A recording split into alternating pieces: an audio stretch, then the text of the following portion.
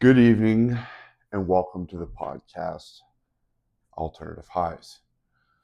Um, I've been talking about doing this for a very long time, um, and I've just finally decided to pull the chute. We have some big events on the horizon that this could help me make another lane, talk about things.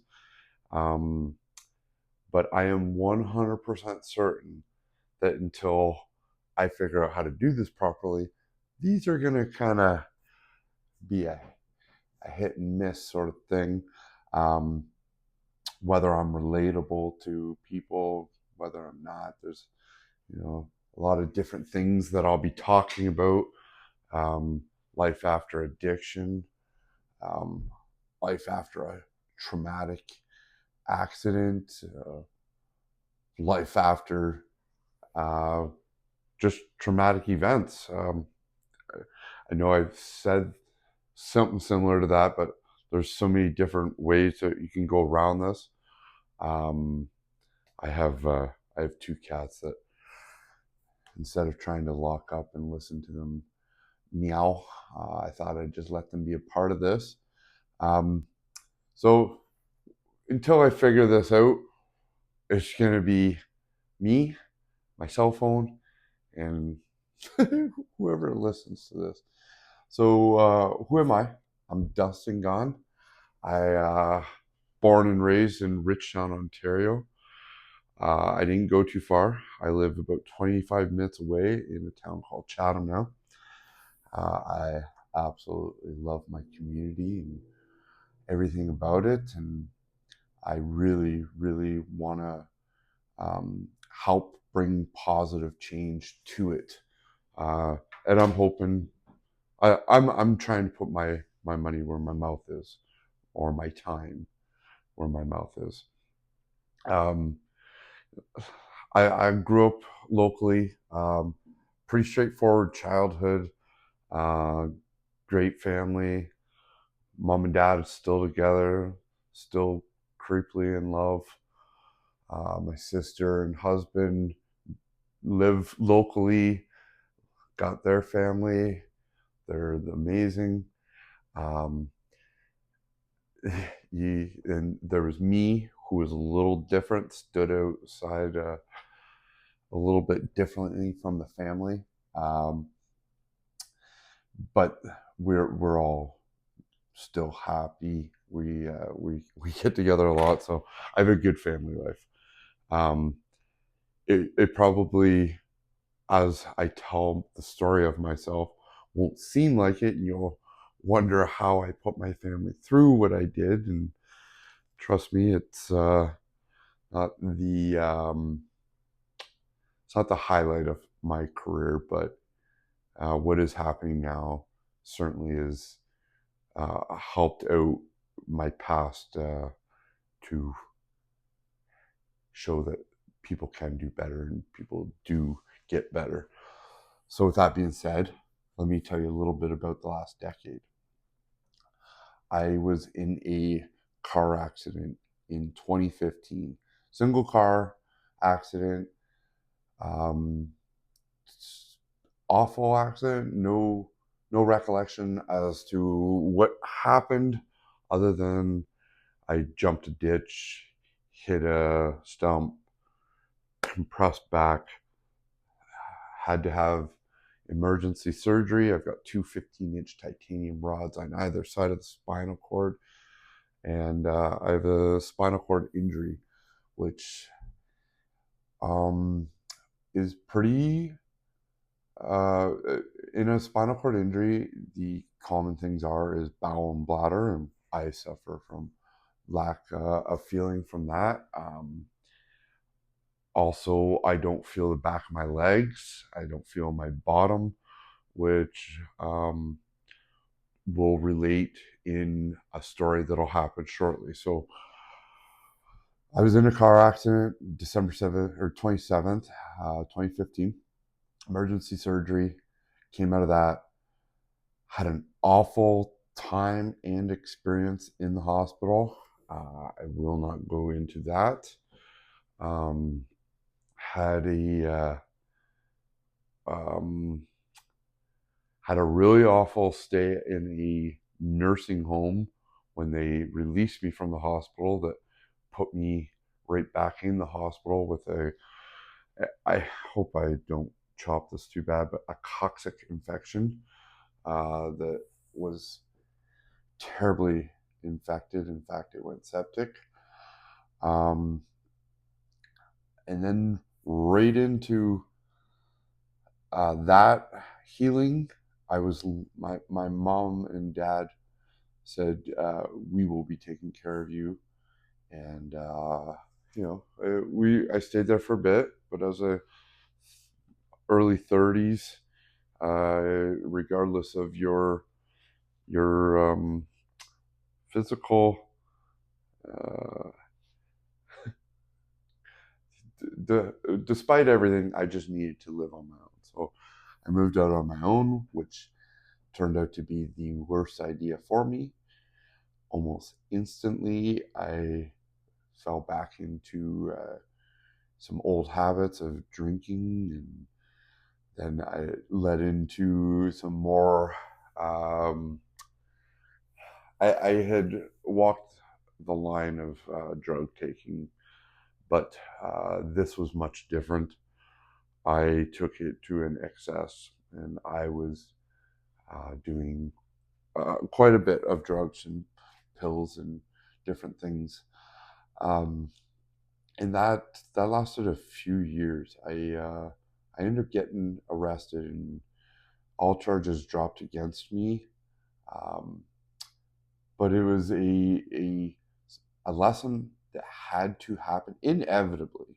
When you are doing something wrong, you will be you will be reprimanded, and hopefully you learn from it, because there's a couple ways that this lands, and um, I would say most of the time it's death. And thank God I was able to cheat death on my addiction.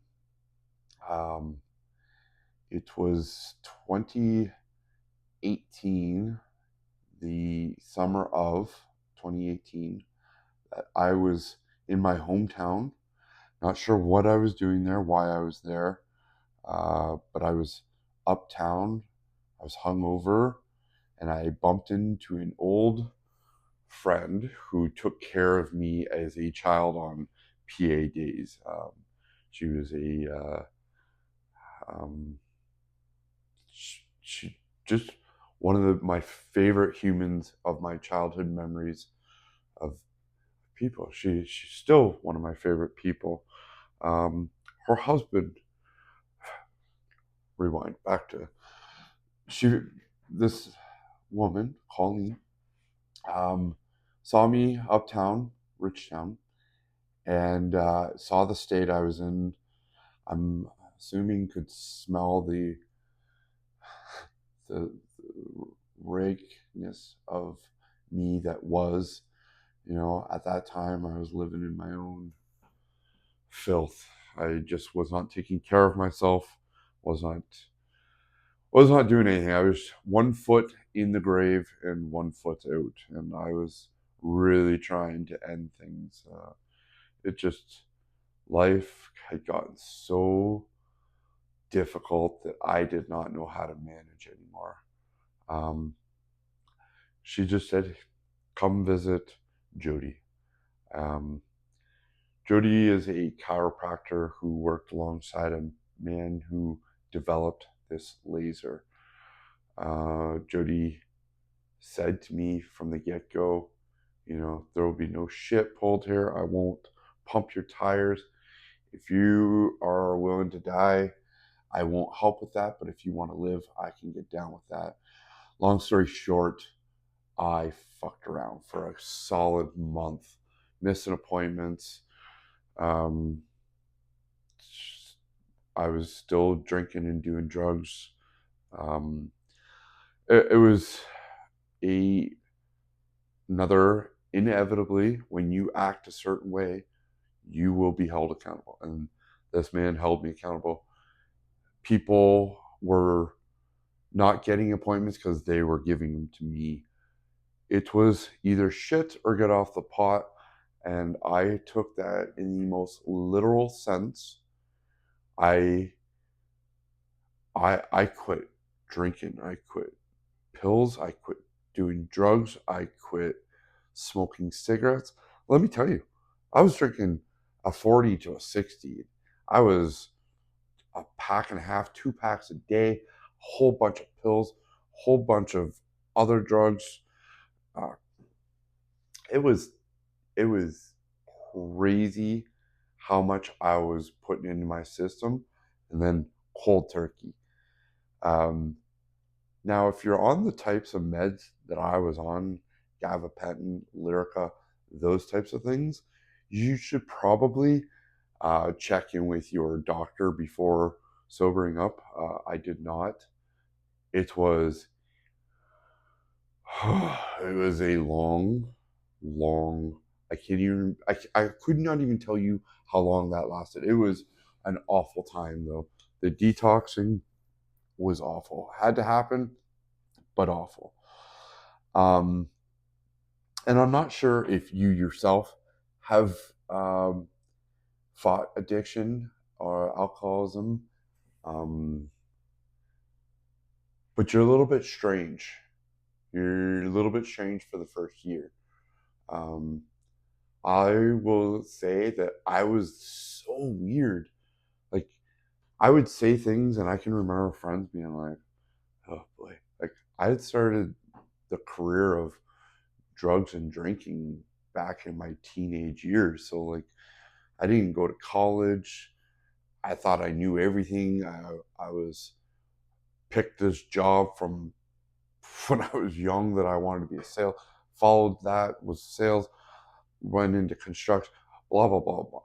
Guy, I don't know shit. At the end of the day, I learned real quick that I know nothing, and I had zero credibility. Um, I'm calling around. I'm like, yo, I'm sober. I got this spinal cord injury. This is a gold mine. This this I could be an inspirational. I could get on social media. I could be a millionaire. Blah blah blah blah blah.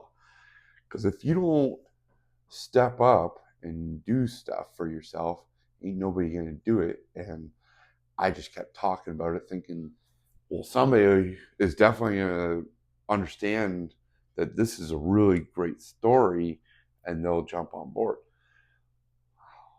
That's that. That's the privilege of my thinking is that I thought that that would happen, um, and also like I just didn't know. Um, Fast forward to a few years later, I've got 3 years under my belt. I get a phone call from an old friend that um, it not just any friend. We were best friends. It was just when you when people grow, sometimes you separate, and unfortunately, we did. We grew apart, and he called and he said, "Hey, Dust, um, you know, things haven't been too well. You want to take me for a doctor's appointment? It's my birthday. We can spend the day." I said, "Yeah, dude, of course, come and help you." Um, we spent 10 hours together that day. It was we had no arguments. Usually, we just you know it wasn't. We were just an old grumpy set of men, and that day was just blissful. I'll always remember that day. Um, he got some bad news shortly thereafter, and I spent the next 3 months um, with him. He asked me that I would be with him until he passed, and it was the um, I did it for him. I love his family. Uh, it was extremely. It took a lot from me. Uh, you just you don't understand how to look at things until you watch somebody you really care about go out that way. And it was a lot of it was a lot going on because I'm navigating a spinal cord injury. I'm trying to fight sobriety to stay sober. And at the end, he asked me to help a family member out. Lo and behold, I got burned so badly that I ended up in the hospital. And I ended up in the hospital twice because the burn got infected. The spot that it was at was difficult because I don't feel, and I went septic again, and it was awful. I was going through some things. I became Freemason at that time. Um, I just was trying to live life, and lo and behold, you've got lessons to learn before you're going to be credible enough to start something like this. And there's so many lessons I learned because that time that I was um, told to chill out because of my health was really terrible. I was back to hating my life. I was back to, 1 foot back in the grave, 1 foot out, dirty thoughts, very negative. Fast forward another 2.5 years to today. I got 2 really bad pressure sores. I am fighting that. I have the wound care the wound team around me again. Same person for the last 2 wounds. But this time around, we're doing things much differently. I am staying in a much better headspace. I'm checking in. I'm trying to do things that I enjoy. I can't obviously cycle, can't do things where I'm seated. I'm on a roho today. A roho is something you sit on to take pressure off. So I'm doing my part here. I'm trying very hard. Um, but with all that work comes a lot of sacrifice and figuring out what it is that you are going to be good at when you yourself feel like a liability everywhere you move when you're this type of handicap. And that's just me. I don't know how anybody else feels that has a handicap. I just know how I view it, and it's sometimes it's friggin' exhausting because I am an overthinker. I've got PTSD that is diagnosed in office, depression as well, um, and I manage everything through fitness, health. Like try to eat healthy. I try to maintain a good home life. Um, Try to keep everything clean. I have somebody help me keep everything tidy. Uh, and that's some privilege there, but um, I wouldn't be able to do it without the help of my friends. And literally every single one of my friends, this is so odd, I don't deserve them. One day, I hope that I'm in a position that I can help them in their life because they'll never understand the they'll never understand how happy I am to have them in my life. Um, so there's a brief little background.